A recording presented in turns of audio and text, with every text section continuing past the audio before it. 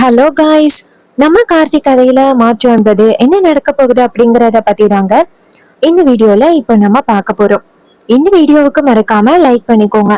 நீங்க லைக் பண்றது தாங்க எங்களுக்கு அடுத்து வீடியோ போடுறதுக்கு ரொம்ப ரொம்ப இன்ட்ரெஸ்டிங்கா இருக்கும். ஸோ மறக்காம லைக் பண்ணிட்டு இந்த வீடியோவை தொடர்ந்து பாருங்க. என்ன நடக்குது அப்படின்னு பாத்துக்கிட்டீங்கன்னா, ஈஸ்வரிக்கு நம்ம ஹீரோ அவார்ட் கொடுக்குறாங்க.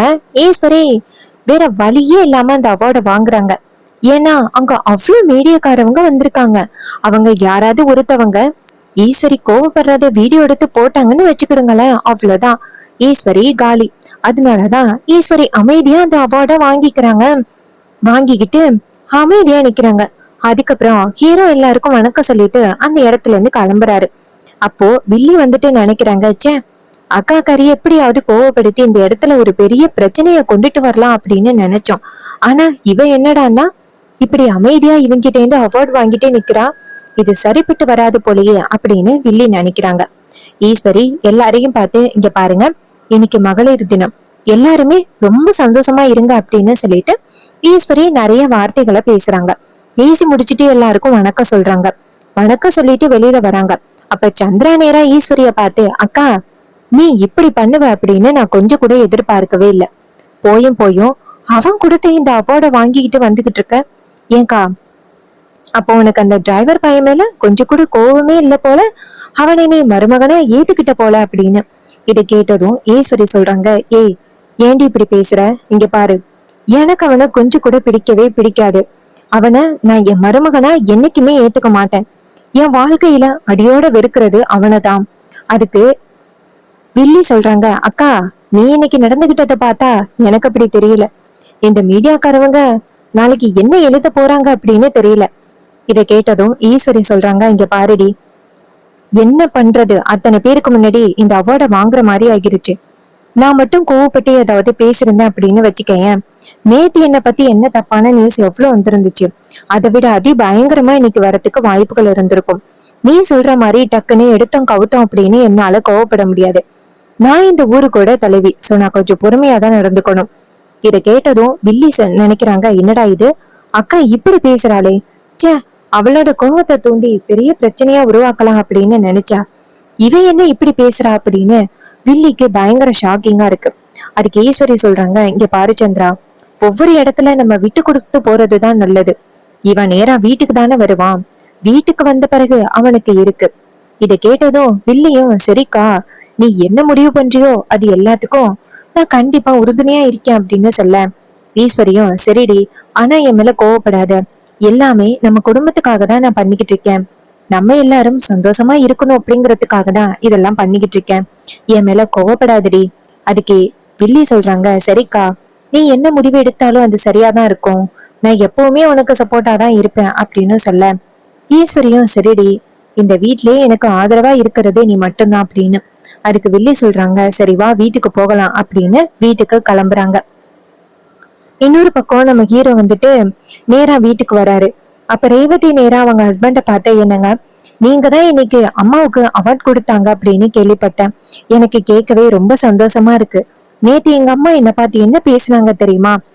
உன் புருஷனுக்கு என்ன தெரியும், உன் புருஷன் திறமை இல்லாதவன் அப்படி இப்படின்னு சொல்லி அவரை ரொம்ப அவமானப்படுத்தி பேசினாங்க. அது எதையுமே என்னால கொஞ்சம் கூட தாங்கிக்கவே முடியல. ஆனா இப்போ உங்க கையினால அம்மாவுக்கு அவார்ட் கொடுத்துட்டு வந்திருக்கீங்க. எல்லாருக்கும் முன்னாடியிலையும் நீங்க தான் பெஸ்ட் அப்படின்னு காமிச்சிருக்கீங்க. எனக்கு ரொம்ப சந்தோஷமா இருக்குங்க அப்படின்னு. இத கேட்டதும் ஹீரோ சொல்றாரு, சரி அதை விடு அப்படின்ட்டு. அதுக்கு ஹீரோயின் சொல்றாங்க, இங்க பாருங்க, எங்க அம்மா இப்போ வரப்ப கொஞ்சம் கோவமா தான் வருவாங்க. சோ அதை பத்தி நீங்க பெருசா எடுத்துக்காதீங்க. அப்ப ஹீரோ சொல்றாரு, சரி சரி அப்படின்னு. அப்ப அந்த இடத்துக்கு ஈஸ்வரி வராங்க. ஈஸ்வரி நேரா அந்த இடத்துக்கு டேய், இவ்வளவு தைரியம் இருந்தா இந்த மாதிரி உன்கிட்ட உள்ள பணம் எல்லாத்தையுமே அவங்களுக்கு கொடுத்து இந்த மாதிரி ஒரு ஏற்பாட பண்ணிருப்ப. இப்படி பண்ணா உன்னை மன்னிச்சிருவேன் அப்படின்னு நீ நினைச்சுக்கிட்டு இருக்கியா? என் வாழ்க்கையில முதல் எதிரி அப்படின்னா அது நீதான். என்னைக்குமே உன் முகத்துல முழிக்க கூடாது அப்படின்னு நான் நினைச்சுக்கிட்டு இருக்கேன். நீ சுலபமா இந்த மாதிரி பேசி எஸ்கேப் ஆயிடலாம் அப்படின்னு நினைச்சிட்டு இருக்கியா? இங்க பாருடா, இதெல்லாம் பண்ற மாதிரி இருக்கிறதுனால நீ ரொம்ப பெரிய ஆளு அப்படின்னு என்கிட்ட காமிக்கலாம் அப்படின்னு நினைக்கிறியா? வில்லி சொல்றாங்க, ஆமாக்கா, இதான் அவனோட பிளானே. இந்த மாதிரி எல்லாம் பண்ணி அவன் தான் இந்த ஊருக்குள்ள கெத்து. நீ எல்லாம் சாதாரண ஆளு அப்படிங்கிறதுக்காக தான் இவன் இப்படி ஒரு காரியத்தை எல்லாம் பண்ணிக்கிட்டு இருக்கான். இதை கேட்டதும் ஈஸ்வரி சொல்றாங்க, ஆமா சந்திரா, இவன் பண்றது நல்லாவே தெரியுது சந்திரா அப்படின்ட்டு. ரேவதி சொல்றாங்க, அம்மா என்னம்மா இப்படி பேசுறீங்க? இதெல்லாம் இவரு பிளான் பண்ணதா? அம்மா, இது எல்லாமே இவருக்காக வந்திருக்கிற ஒரு மரியாதை. அவங்களா என் புருஷனை கூப்பிட்டிருக்காங்க. என் புருஷன் நீங்க நினைக்கிற மாதிரி சாதாரண ஆள் கிடையாது. அவரு இங்க பெரும் புள்ளி தெரியுமா? அவரை மாதிரி ஒரு தொழில் அதிபரை யாரும் பார்த்திருக்க முடியாது. அவர் அதிகமா மகளிருக்கு நிறைய நல்லது பண்ணியிருக்காரு. அதனாலதான் அவரை கூப்பிட்டு உங்களுக்கு அவார்ட் கொடுக்க சொல்லியிருக்காங்க. அவரு அந்த அளவுக்கு பெரிய ஆளு. நீங்க நினைக்கிற மாதிரி இவரு சாதாரண ஆள் கிடையாது. இங்க பாருங்க சித்தி, இதுக்கப்புறம் என் புருஷனை பேசும் பொழுது கொஞ்சம் பார்த்து பேசுங்க. ஏற்கனவே என் புருஷனை பத்தி பேசி நீங்க வாங்கி கட்டிக்கிட்டீங்க, ஞாபகத்துல வச்சுக்கோங்க. அப்ப வில்லி நேரம் அவங்க அக்காவை பார்த்து, பாத்தி அக்கா இப்படி பேசுறத, நான் சின்ன வயசுல இருந்து தூக்கி வளர்த்த பொண்ணு இன்னைக்கு என்னையவே எதிர்த்து பேசுறா பத்தியா? இது எல்லாத்துக்கும் அந்த டிரைவர் பையதான் காரணம்.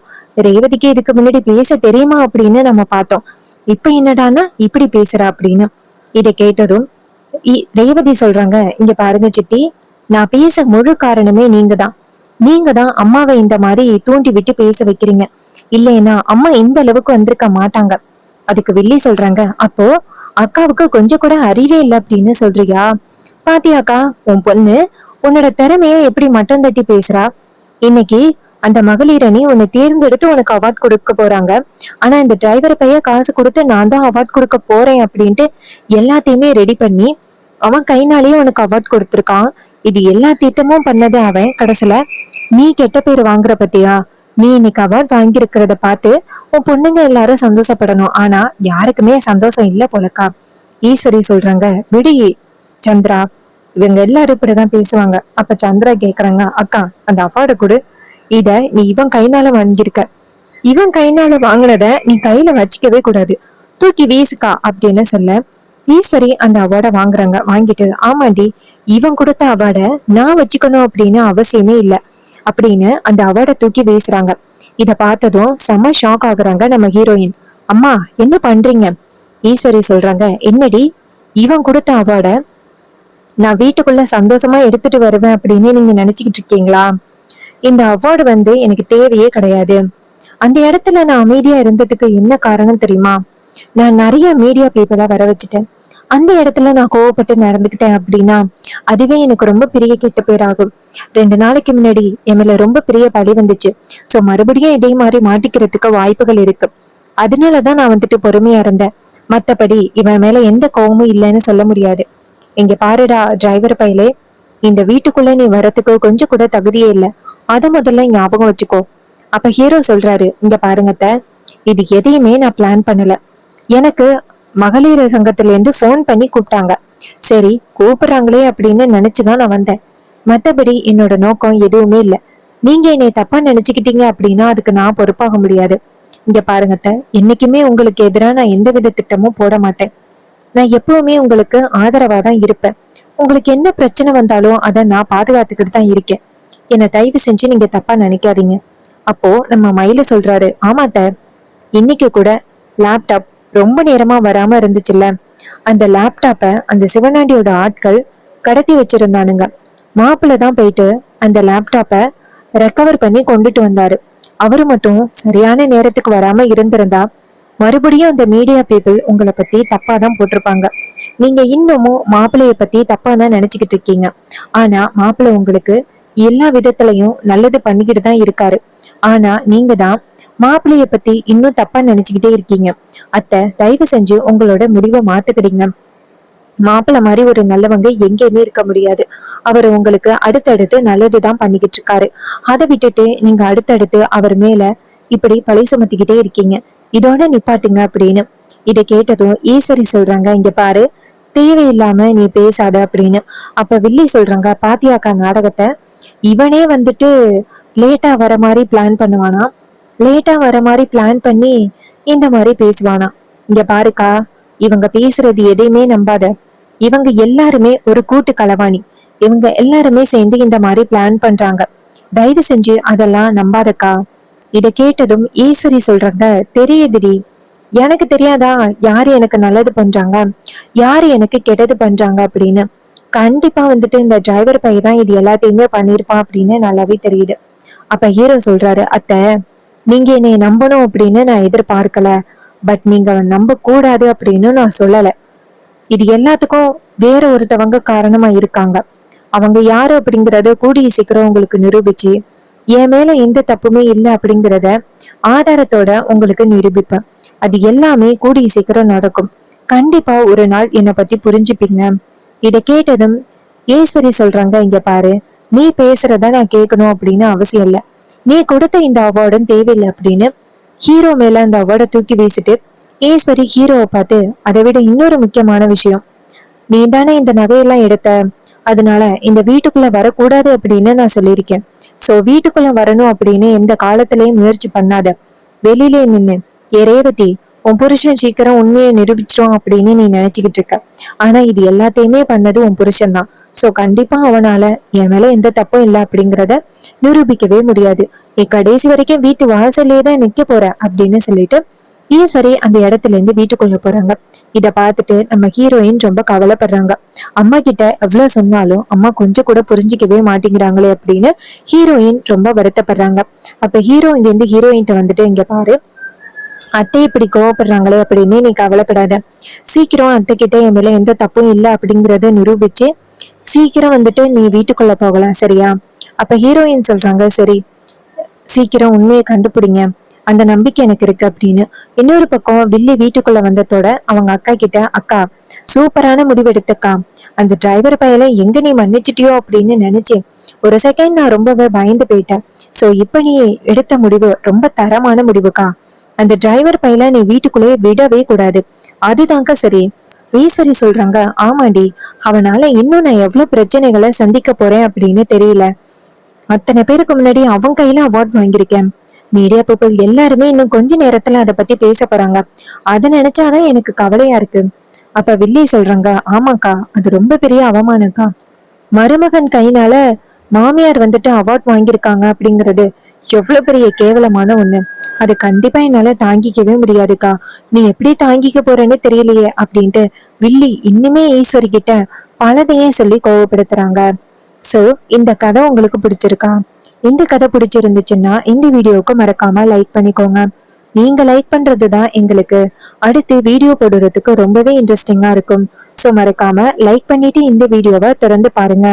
அண்ட் உங்க எல்லாருக்குமே தெரியும், நம்ம கிட்ட ஹேர் கிளிப்ஸ் அண்ட் அக்சசரிஸ் அவைலபிளா இருக்குங்க. ரொம்பவே அஃபோர்டபுள் ரேட்ல உங்களுக்கு கிடைக்கும். என்னெல்லாம் இருக்கு அப்படின்னு பார்த்துக்கிட்டீங்கன்னா, 5 petal மேட்டி ஃபினிஷ்ல சூப்பரான கிளிப்ஸ் அட்ராக்டிவ் கலர்ஸ்ல இருக்கு.